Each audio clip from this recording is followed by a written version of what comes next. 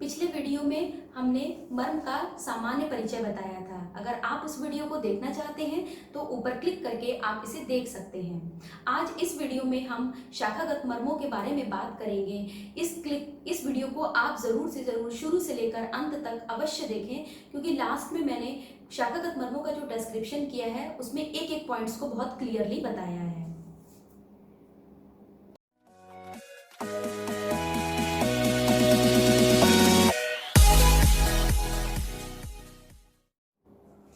नमस्कार। हम लोग जो है वो मर्म के टॉपिक पे डिस्कस कर रहे थे। लास्ट लेक्चर में जो है मैंने बताया था कि मर्म की जो है निरूक्ति क्या है, उसकी परिभाषा क्या है, इन सब के बारे में हम लोगों ने डिस्कस किया था। अब आज हम बात कर रहे थे, लास्ट लेक्चर पे हमने समाप्त किया था कि आघात के अनुसार, परिणाम के अनुसार जो भी मर्म होते हैं वो कैसे होते हैं या उनकी संख्या क्या होती है। तो परिणाम के अनुसार हमारे मर्म जो है वो संख्या इनकी 5 बताई गई है: सद्यः प्राणहर, कालांतर, वैकल्यकर, विशल्यग्न और रुजाकर प्राणहर। तो इसमें जो है सबसे पहले परिणाम के अनुसार बात कर रहे हैं। तो परिणाम में सद्यः प्राणहर, सद्यः प्राणहर, जैसे कि सद्यः नाम से स्पष्ट है कि सद्यः मीन्स तुरंत। तो सद्यः अर्थात ये ऐसे मर्मों का यहाँ पे गिनती की गई है जिन पर आघात होने से व्यक्ति की मृत्यु हो जाती है या 1 हफ्ते के अंदर उसकी मृत्यु हो जाती है। तो इनको सद्यः प्राणहर मर्म कहते हैं और इनकी संख्या 19 बताई गई है। सद्यः प्राणहर मर्म अग्नि प्रधान होते हैं। इनको महाभूत के अनुसार बताया गया है। जितने भी परिणाम के अनुसार मर्म है इनको महाभूत के अनुसार बताया है। तो इसमें ये अग्नि महाभूत प्रधान होता है और अग्नि की प्रधानता होने के कारण ही जो है यह मर्म जो है वो सद्यः प्राणहर होता है। इसमें संख्या के बारे में पहले एक बार संख्या के बारे में बात कर लेते हैं और फिर इसके बाद इसका विशद वर्णन करेंगे। तो इसमें दूसरा आता है कालांतर प्राणहर। कालांतर जैसे कि नाम में स्पष्ट है, काल अंतर, अर्थात जो काल का थोड़ा सा अंतर देके मृत्यु आती है या थोड़े दिन बाद जो मृत्यु होती है उसे कालांतर प्राणहर मर्म कहते हैं। इनकी संख्या 33 बताई गई है। और इसमें जो है कालांतर प्राणहर में बताया गया है कि जो भी इसके मर्म स्थान के पॉइंट्स हैं उनमें जब भी आघात होता है तो या तो 15 दिन के अंदर मृत्यु होती है, ज़्यादातर 15 दिन पे होती है, या 1 मास के अंतर पर मृत्यु होती है। अब थोड़ा डिटेल में देख लेते हैं इसको। सबसे पहले आता है सद्यः प्राणहर मर्म। तो सद्यः प्राणहर, इसका अगर हम श्लोक याद कर लें तो ज्यादा बेटर है। श्रृंगाटक अन्य अधिपति शंखौ कंठ सिरा गुदम हृदयम वस्ति नाभि च घनंती सद्यो घृतानि तु। अर्थात इसमें श्रृंगाटक मर्म, अधिपति मर्म, कंठ सिरा, गुद, हृदय, वस्ति, नाभि, ये सारे मर्म सद्यः प्राणहर मर्म के अंतर्गत आते हैं।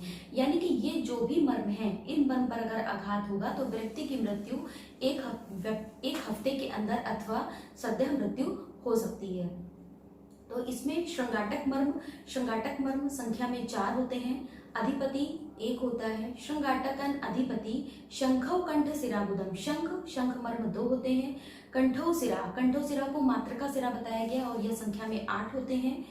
गुद 1 होता है। हृदय 1 होता है। वस्ति 1 होता है और नाभि 1 होता है। इस प्रकार से इसकी संख्या 19 हो जाती है और यह सद्यः प्राणहर मर्म को बताया गया है। अब आते हैं कालांतर प्राणहर मर्म पे। इसकी संख्या 33 बताई गई है और इसमें आते हैं वक्षो मर्माणी सीमंत तल क्षिप्रेन्द्र वस्तया कटीक तरुणे संधि पार्श्व बृहति चया नितम पावीति च एतानि कालांतर प्राणहराणि तु। अर्थात इनकी संख्या 33 बताई गई है और इसमें बताया गया है कि वक्षो मर्माणी अर्थात वक्ष के मर्म अर्थात 2 अपलाप, 2 अपस्तंभ, 2 स्तनरोहित और 2 स्तनरोहित और 2 स्तनमूल। इस प्रकार से ये 8 वक्ष के मर्म हो जाते हैं।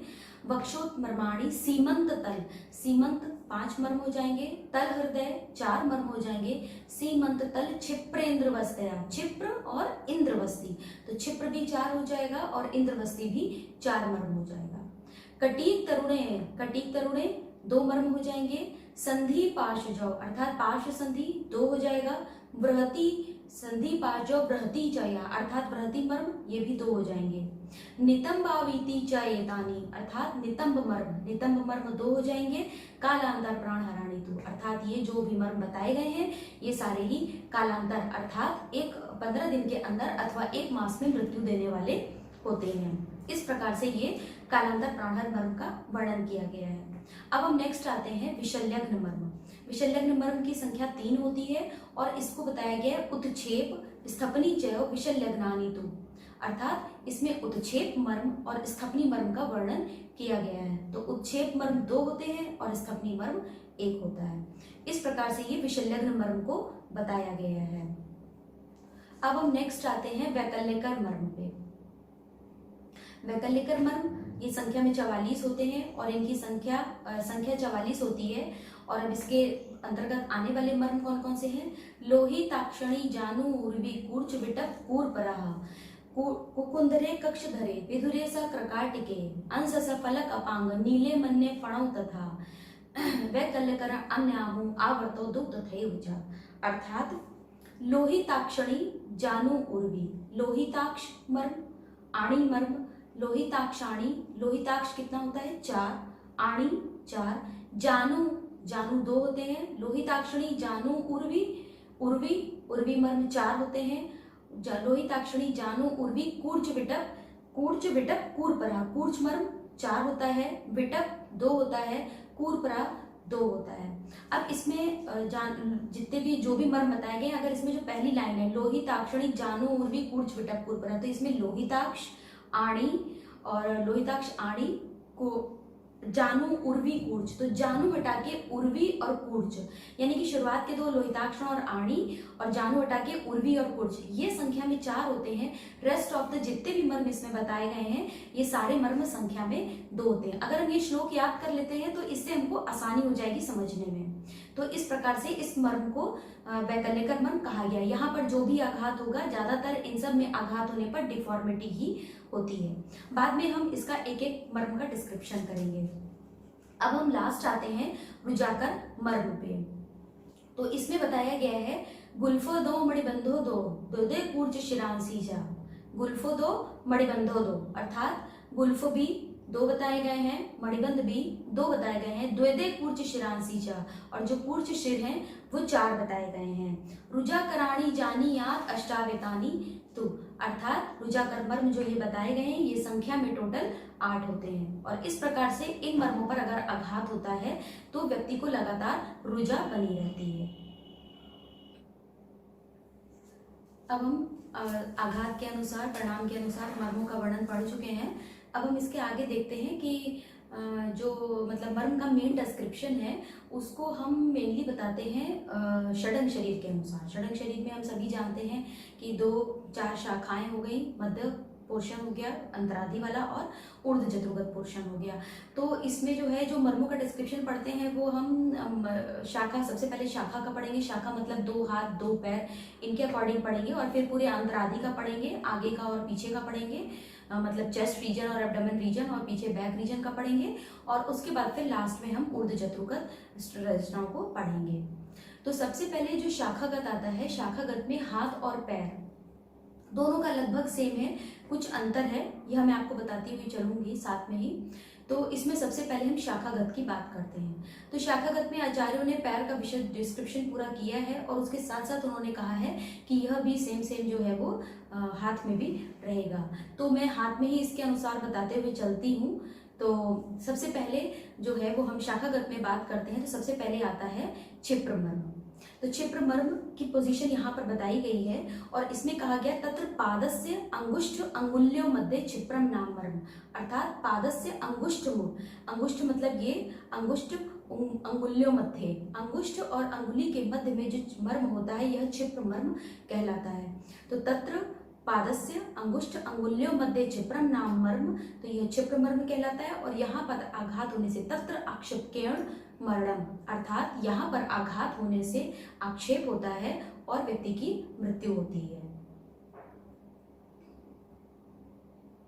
अब हम दूसरा आते हैं तल हृदय मर्म। तल हृदय मर्म ये हो गया क्षिप्र मर्म। दूसरा आते हैं मध्यमा अंगुलिम अनुपूर्वेण, अर्थात मध्यमा अंगुली जो है उससे हम अनुपूर्वेण यहाँ की तरफ आते हैं, तो मध्यमा अंगुलिम अनुपूर्वेण मध्य पादतल से तल हृदयम नाम, अर्थात जो पाद तल है या हस्त तल है, पाद तलियम नाम तल हृदयम नाम, अर्थात मध्यमा अंगुली के अनुपूर्व में आके जो यह बीच में मर्म मिलता है, यहाँ पर तल हृदय मर्म को बताया गया है। तत्र रुजाभिमरणम, अर्थात यहाँ पर रुजा होती है और व्यक्ति की मृत्यु हो जाती है, आघात होने पर रुजा और मृत्यु को बताया गया है। तो इस प्रकार से यह क्षिप्र मर्म हो गया, यह तल हृदय मर्म हो गया। अब हम नेक्स्ट आते हैं कूर्च मर्म। कूर्च मर्म में यह हमने पढ़ा था क्षिप्र मर्म, पाद संगुष्ठ अंगुल्यों मध्य क्षिप्रम नाम मर्म। अब हम आते हैं कूर्च मर्म। क्षिप्रस्य उपरिष्टात्, अर्थात क्षिप्र मर्म के ऊपर दोनों ओर मर्म होता है। क्षिप्रस्य उपरिष्टात् कूर्चो नाम मर्म, तत्र पादस्य भ्रमण वेपने भवतः, अर्थात यहाँ पर आघात होने से भ्रमण, अर्थात व्यक्ति जो है वो उसको चलने में दिक्कत, कंपन, ये सब इसको होता है। पादस्य भ्रमण अर्थात चलने में, और वेपन मतलब कांपता है, पैर जो है वो उसका कांपता है। तो इस प्रकार से यह क्षिप्र मर्म के ऊपर कूर्च मर्म और मध्य पादतल सनु, ये हो गया आपका तल हृदय मर्म। अब हम नेक्स्ट आते हैं कूर्च शिर मर्म। तो ये अगर हम बात करें तो इस तरीके से अगर हम हाथ को ही पैर के कंपैरिजन में मान के चलते हैं, तो ये पैर का पार्ट हो गया और ये हाथ का पैर का फुट रीजन हो गया। तो इसमें बताया कि गुल्फ संधे अधा उभयता, अर्थात जो गुल्फ संधि है, ये जो गुल्फ संधि बताई गई है एंकल ज्वाइंट और हाथ में रिस्ट ज्वाइंट, तो गुल्फ संधे अधा उभयता कूर्च शिरोनाम, गुल्फ संधि के नीचे यहाँ पर यह कूर्च शिर मर्म होता है। गुल्फ संधे अधा उभयता कूर्च शिरोनाम तत्र रुजा शोफो, अर्थात यहाँ पर जब भी आघात होगा तो रुजा और शोफ, अर्थात रुजा अर्थात पेन और शोफ अर्थात यहाँ पर शोथ होगा। तो इस प्रकार से यह क्षिप्र मर्म, यह हो गया तल हृदय मर्म, और इसके ऊपर हो गया कूर्च मर्म, और यहाँ पे हो गया कूर्च शिर मर्म। अब हम आते हैं गुल्फ मर्म पे। तो पाद जंघयो संधाने, अर्थात वैसे अगर देखा जाए तो यह रीजन पाद रीजन कहलाता है और यह रीजन जंघा रीजन कहलाता है। तो पाद जंघयो संधाने गुल्फ नाम मर्म, तो यहाँ पर जो है वो पाद और जंघा के स्थान पर गुल्फ मर्म को बताया गया है। उसी में कहा गया है तत्र, अगर यहाँ पर आघात होता है तो कहा गया तत्र स्तब्ध पादता खंजता वा, अर्थात अगर यहाँ पर आघात होता है, गुल्फ मर्म पर आघात होता है तो स्तब्ध पादता, पैरों में जकड़न हो जाएगी, और खंजता, लंगड़ापन भी आ सकता है। इस प्रकार से इसको बताया गया है। अब हम नेक्स्ट आते हैं इंद्रवस्ती मर्म। तो हम यहाँ तक बात कर चुके हैं, गुल्फ मर्म हो गया। इसके बाद हम आते हैं गुल्फ मर्म के पास पैरों में, जहाँ पर ये हमारे मेल्यूलस वाला पार्ट होता है, इसी को पार्श्वणी कहा जाता है। तो इसमें बताया गया है जो इंद्रवस्ती मर्म है, पार्श्वणी प्रति जंघा मध्य, ये वाले पार्ट को जंघा बताया गया है पैर में। तो जंघा मध्य अर्थात बीच का पार्ट, तो इसको बताया गया है पार्श्वणी प्रति जंघा मध्य, अर्थात इधर साइड में जंघा मध्य में पार्श्वणी प्रति जंघा मध्य इंद्रवस्ती नाम, इसी को इंद्रवस्ती मर्म कहा गया। तत्र शोणित क्षयण मर्म, और यहाँ पर अगर आघात होता है तो व्यक्ति के शोणित क्षयण अर्थात रक्त के क्षय से व्यक्ति की मृत्यु होती है। तो शोणित क्षयण मृत्यु यहाँ से होती है। और उसके बाद हम नेक्स्ट मर्म आते हैं, ये हो गया इंद्रवस्ती मर्म। अब इसके बाद हम नेक्स्ट मर्म आते हैं, यह हो गया पैर की अगर हम बात कर रहे हैं तो यह पार्ट जो है वो जंघा है और यह पार्ट उरु है। तो जंघा उर्वो संधाने नाम, अर्थात जंघा और उरु इन दोनों के बीच का जो संधान है उसे जानू नाम, जंघा उरु संधाने जानू नाम, अर्थात इस मर्म को जानू मर्म कहते हैं। और तत्र खंजता, यहाँ पर आघात होने से व्यक्ति के पैर में लंगड़ापन आ सकता है। तो इस प्रकार से यह क्षिप्र मर्म, तल हृदय, ये हो गया कूर्च शिर, गुल्फ मर्म, इंद्रवस्ती, जानू मर्म। अब यह जानू मर्म हो गया। जानू मर्म के बाद हम आते हैं आड़ी मर्म के बारे में बात करते हैं। तो जानून ऊर्ध्वम उभयतः त्रय अंगुलम आड़ी नाम, जानून ऊर्ध्वम अर्थात जानू के ऊपर, उभयतः ऊपर, त्रय अंगुलम आड़ी नाम 3 अंगुल ऊपर, यह आड़ी मर्म की पोजीशन बताई गई है। जानून ऊर्ध्वम उभयता त्रयंगुलम आड़ी नाम, यहाँ पर 3 अंगुल ऊपर आड़ी मर्म की पोजीशन बताई गई है। तत्र शोभा विवृद्धि स्तब्ध शक्तिता च, अर्थात यहाँ पर आघात होने से पैरों में शोफ हो सकता है, या हाथ में है, अगर मर्म की बात करें तो हाथ में शोफ हो सकता है। और स्तब्ध शक्तिता, शक्ति का मतलब पैर होता है, तो पैर में स्तब्धता या जकड़न भी आ सकती है। इसके बाद हम बात करते हैं, ये हो गया जानू मर्म, आड़ी मर्म। आड़ी मर्म के बाद हम बात करते हैं उर्वी मर्म की। उरु मध्य उर्वी नाम, अर्थात यह पूरा पार्ट उरु मर्म है और इसके जो बीच का पार्ट है उसको हम बोलेंगे उरु मध्य उर्वी नाम। यह मर्म उर्वी मर्म कहलाता है। और यहाँ पर आघात होने से तत्र शोणित क्षयाद शक्ति शोषा, अर्थात यहाँ पर आघात होने से शोणित क्षयाद, रक्त का क्षय हो सकता है, और शक्ति शोष अर्थात पैर का सूखना, शक्ति शोष हो सकता है, या हाथ पैर जहाँ पे आघात होगा उसके अनुसार वह शाखा में शोष हो सकता है। तो इस प्रकार से यह जानू मर्म, आड़ी मर्म और उर्वी मर्म। अब हम नेक्स्ट आते हैं, यहाँ तक हो गया था उरु मर्म। उरु मर्म के बाद हम आते हैं लोहिताक्ष मर्म। लोहिताक्ष मर्म की पोजीशन लगभग यहाँ पे होती है उरु मूल में। इसके लिए बताया गया उर्व्या ऊर्ध्वम, अर्थात उर्वी के ऊपर अधोवंक्षणम। यहाँ पे अगर हम पैर वाले ज्वाइंट की बात करें, हिप ज्वाइंट की, तो यह वंक्षण संधि कहलाता है, और हाथ में कक्षा संधि कहलाता है। तो यहाँ पर उर्व्या ऊर्ध्वम अधोवंक्षणम, अर्थात उर्वी के ऊपर और वंक्षण के अधो, इन दोनों के स्थान पर यहाँ पर उरुमूल में संधेरु उरुमूले लक्ष्य लोहिताक्षम नाम, अर्थात उरुमूल में यहाँ वाले मर्म को लोहिताक्ष मर्म कहा जाता है। और यहाँ पर आघात होने से तत्र लोहित क्षयण, अर्थात रक्त का क्षय होता है। मरणम पक्षाघाते वा, अर्थात लोहित का क्षय, रक्त का क्षय होता है, मरण होता है, और पक्षाघात, उस पूरे एरिया का पक्षाघात हो सकता है। तो इस प्रकार से यह लोहिताक्ष मर्म हो जाता है। अब हम आते हैं लास्ट विटप मर्म पे। विटप मर्म का डिस्क्रिप्शन शरीर के अनुसार, शाखा के अनुसार इसको बताया गया वंक्षण वृषणयो अंतरे विटमम नाम मर्म, अर्थात वंक्षण यानी कि हिप ज्वाइंट समझ सकते हैं, और वंक्षण वृषणयो अंतरे अर्थात स्क्रोटम, वंक्षण और स्क्रोटम के बीच में जो स्थान है उस स्थान पे जो मर्म है उसको विटप मर्म बोलेंगे। तत्र शांड्यम अल्प शुक्रता व, अर्थात यहाँ पर आघात होने से षंढता हो सकती है, नपुंसकता हो सकती है, और अल्प शुक्रता भी हो सकती है। इस प्रकार से यह विटप मर्म हो जाता है। तो अगर हम पैर के शाखागत मर्मों की बात कर रहे हैं तो यह क्षिप्र मर्म, क्षिप्र मर्म के ऊपर क्षिप्र मर्म, यह तल हृदय मर्म, ये क्षिप्र के ऊपर कूर्च मर्म, यह जानु संधि के नीचे कूर्च शिर मर्म, यह गुल्फ मर्म, गुल्फ मर्म, गुल्फ मर्म के नीचे कूर्च शिर मर्म, फिर गुल्फ मर्म, गुल्फ मर्म से बीच में आते हैं इंद्रवस्ती मर्म, इंद्रवस्ती मर्म से आगे बढ़ते हैं जानू मर्म, यह जानू मर्म, जानू मर्म के 3 अंगुल ऊपर आते हैं आड़ी मर्म, आड़ी मर्म के ऊपर आते हैं तो यह हो जाएगा उर्वी मर्म, उर्वी मर्म के ऊपर लोहिताक्ष मर्म, और लोहिताक्ष के आगे वंक्षण और वृषण के बीच में विटप मर्म। इस प्रकार से इसको शाखागत मर्मों को बताया गया है। इस प्रकार से हम शाखाओं में ये पैर के शक्तिगत मर्मों का हमने वर्णन किया है। जो शक्तिगत है या बाहुगत है इसमें बहुत ज्यादा अंतर नहीं है, सिर्फ 3 जगह पे अंतर है। जैसे कि यह जो मैंने जानू मर्म बताया है इसको हम हाथ में कूर्पर मर्म हो जाएगा, कूर्पर मर्म हो जाएगा। उसके बाद अगर हम ये बात करें, जो हमने बात किया था विटप मर्म, विटप मर्म कक्षधर मर्म हो जाएगा। और तीसरा जो हमारा है गुल्फ मर्म, गुल्फ मर्म यहाँ पे हमने बताया था ये गुल्फ मर्म मणिबंध मर्म हो जाएगा।